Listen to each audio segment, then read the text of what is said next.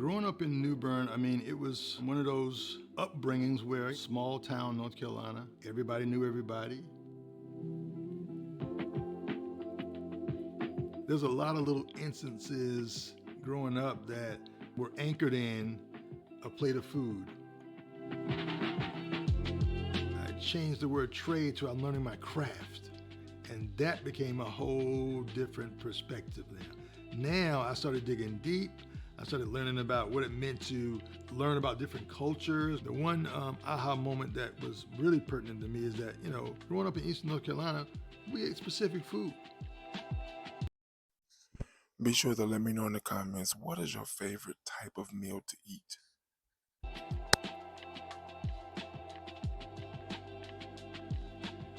That love affair of the water comes from that. Even right now, you know, I go to the water, I feel a sense of calm. I feel at peace. It feels organic there for me, and I go right back to those roots. Yeah, they grow in these beautiful little clusters. Look at that. Oh, wow. My name is Ricky Moore, and my home is Chapel Hill, North Carolina. I'm from New Bern, North Carolina, and I'm the chef and owner of Saltbox Seafood Joint in Durham, North Carolina.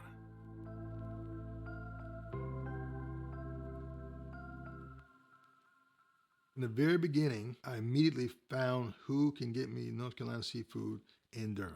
The most important thing is that I really paid attention to who I was sourcing from and how they shared my vision. We are going to meet somebody special.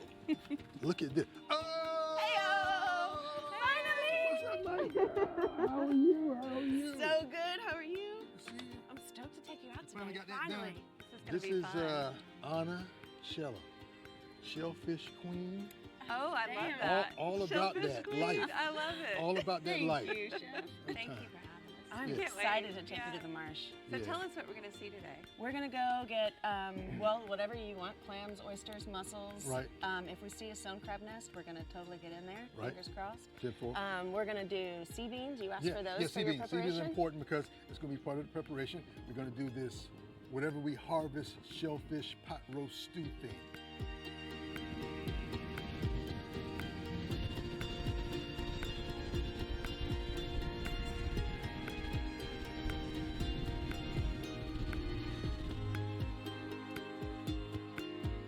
We're waiting for the tide to go out a little bit more. Yeah. Tell us what we're going to do, Anna. What's our next step? We are gonna start with oysters, because the beds are getting nice and exposed now. And then we're gonna do some clamming. The mussels grow up at the base of the marsh grass, so we'll finish with that, and then we'll collect sea beans and whatever else Ricky wants to cook up. I make these little cluster busters. Okay. Legally, oysters can, when you harvest them, have to be 3 inches. Yeah. If we have to bust anything off of an oyster, because we only get singles, Yes, that's your size limit. understood. And you made these. Yeah. We try to be as self-sustainable and self-sufficient as possible. Fantastic. That's Okay. boat life. So we're looking for shape on the top, of course, and Yeah. shape for cup Yeah. and size. Let's see. The tricky thing about the wild is you never, like when we land on an area, I never know if they're gonna be Is this cup- is this That's pretty. my first one? Hey! There you go. So All right. next I'd hold it by the oyster Yeah, itself. okay. And got then it. break the excess off. Got it. There you go. All right. Save that little fresh cup. Right on. Ooh, is that a little whelk? Never cooked whelk before, Really? but we have one to play around with. Oh, that's awesome. They're hard to get out of their shell. You treat it well the same way you treat it like snails. Yes. So the reason these are whelks and not conch is Right. the conchs are only herbivores, and these guys eat clams and oysters, and Ah. they eat meat. So they eat shellfish, man. So that the Mm-hmm. meat is just spectacular once it's handled correctly. Yeah, exactly. You know what I mean? I know that corner is going to be good, and there might be a nest on the way, so let's walk around. Okay. That's pretty. Heather, if you want to grab that basket, Yeah. we can work our way around Okay. and do some clamming. Ricky, how many clams have you found? One thus far. One delicious one. One delicious Yeah, clam. We're going to starve Yeah. if I'm looking for the clam. Yep. Right. Oh, Here we man. go. All right. That's 2. I'm on a roll. Come on, Heather, let me count mine, man. Let me count mine. Don't say it out loud. Man, It's come on, frustrating, man. right? Because it's wild. Everything is so Yeah. unpredictable. It can be very unexhilarating. Oh. Ayo! Oh. Yeah. Look at that genius. Look at that genius. It's gonna be so good. Oh. So Anna, so we're out here getting ready to harvest mussels. So they grow at the base of the marsh grass, and they Right. kind of grow like little blooming onions. Right. So you can see like this, we'll call it a family here. Right. They grow in these clusters, and some have oysters attached, and if we can't break those off easily, we Right. leave them and put them back in. Right. But I like to use a hori-hori knife, Right. so it doesn't disrupt the bed itself too much. So we're gonna put Right. it right down the side, Right. put it under, and push up. Like this? And it'll, yes. All right, cool. Okay, And then so, it'll bring them up to the surface, attaching them to the. Oh, Oh. dang! They're excited to see you. Okay. Once you get in like that, you can Right. use your hands All right. afterwards. All right. Okay, Heather, you can count now. I got Okay. 17 now. I see that. I got 17, okay? I'm pulling it up like that.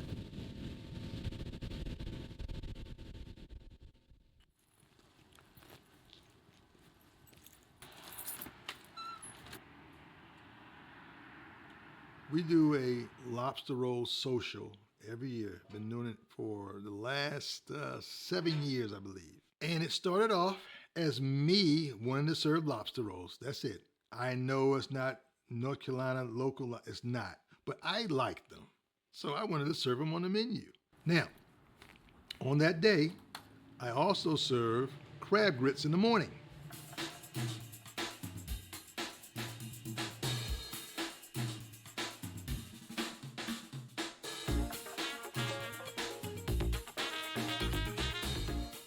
The reason why I do it on Thanksgiving is because of the historical context of lobster being offered during Thanksgiving. What I've studied is that there was no turkeys up there. There was more seafood. So that was the other hook, if you will, pardon the pun. The reason why I served lobster rolls on Thanksgiving, because the center of the plate was seafood.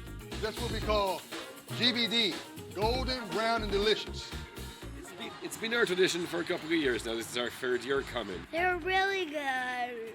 If you have a chance to, you should get them. It's this wonderful part of the Stern community. It's just a really food-centric community. We drove all the way from Winston. We left at, what time did we leave, y'all? Almost 7 something. We were up at 6 a.m. Yes, we were like, we're coming and we're gonna stay the day.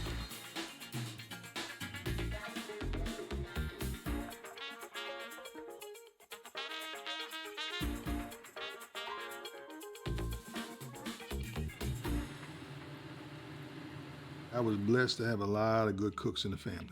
At my grandmother's house, she would prepare for us. Me and my brother would prepare for us to come and visit her on the weekends. She would organize the meal for the entire weekend. A lot of my upbringing was totally centered around food, but at that time, I didn't connect with that.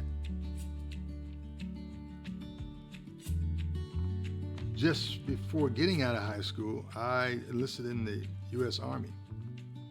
And when I joined the military, I joined as a cook. And you know, a lot of times people have this perception of military food being, you know, a bunch of slop thrown on a plate. But that was not my experience. My experience was developing a skill, developing discipline, learning a trade. Come to find out, I started to enjoy what it meant to be a cook in a commercial kitchen, in a commercial environment. And I started to research, and I found the Culinary Institute of America. The school was started by GIs, okay, and I was a GI. And that's how I kind of got started professionally. I'm gonna start to chop up these 10 oysters. Take the little, Take the leaves. yeah, the leaves, yes ma'am, you got it. You got it, you've been doing this. I'm married to a chef. You've Come been, on. yeah, you know the skills. You know I cook at home Yeah, all the time. you know, I got the skills. I met Norma in Honolulu, Hawaii, particularly in Schofield Barracks, Hawaii. Norma and I are both in the military. I was assigned to the island. I was walking through the barracks. She was on duty at the time, and I just saw her and said, "Hello, I like you." I think it was simple as that. I believe she started asking about me or something along those lines, and we was kind of back and forth, and all of a sudden, we came together. This dish right here, Norma, I thought about Oysters Rockefeller. Really? Behind you. You see, that's restaurant lingo behind you. You have to say that. Oh, yes. We had fun. We were traveling, doing cool stuff, out and about, having a good time. We were going to Michelin-star restaurants in our early 20s and 30s. That was what we did. You know, we would travel to Paris. We would travel to San Francisco. She grew up in a family that, you know, food was a big deal. So that was another connection. We've been married 30 plus years. Bon appetit. All right, bon appetit. Bon appetit. You need to cook this more often. Put that on the salt box menu. We've always, as a team, always wanted to elevate ourselves, you know, not to be better than anybody, but we come from very humble beginnings. When I won the Jeans Beard Award, it was incredible. It was a validation. And I made sure when I was on the stage, I shouted out North Carolina Fisher Folk. I gotta let people know that's now my responsibility. With those sort of platforms, now I move through spaces and make sure that I talk about these things. Everything that was taught to me, everything that people share with me on what it means to stay the course, that's what that was for me. You know, sometimes it comes when it needs to come, when you're ready for it and ready to receive it and appreciate it. I had traveled around this planet cooking and learning and studying and that sort of thing, and I came back home and I got awarded for food I grew up eating. And think about that.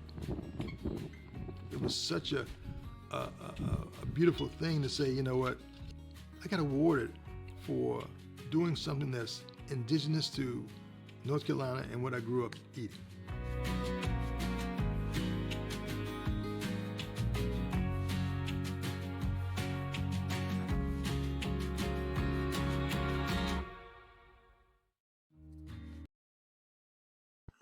This video raises questions, and I need for you to be extremely honest in the comments when answering them. And just so you know, I have 3 questions. Number 1, are you a big fan of seafood? Number 2, who would you like for me to do a video on next? And number 3, what are your thoughts about this video? Please share them in the comments. Please be honest when answering these questions. Share this video with anyone you deem necessary. And don't forget to like and subscribe to the channel.